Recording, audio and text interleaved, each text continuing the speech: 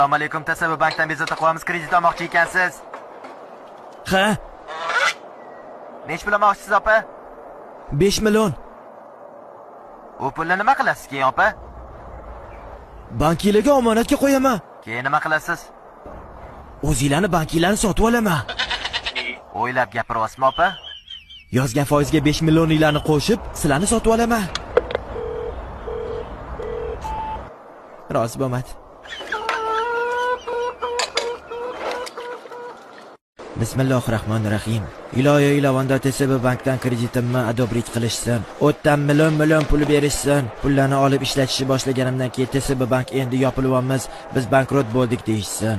Keyin pulim umuman mendan qaytib so'rashmasin. Men milliarder bo'lib ketganimdan keyin ularni o'zi meni yonimga kelib pul berib turing deb ketishsin.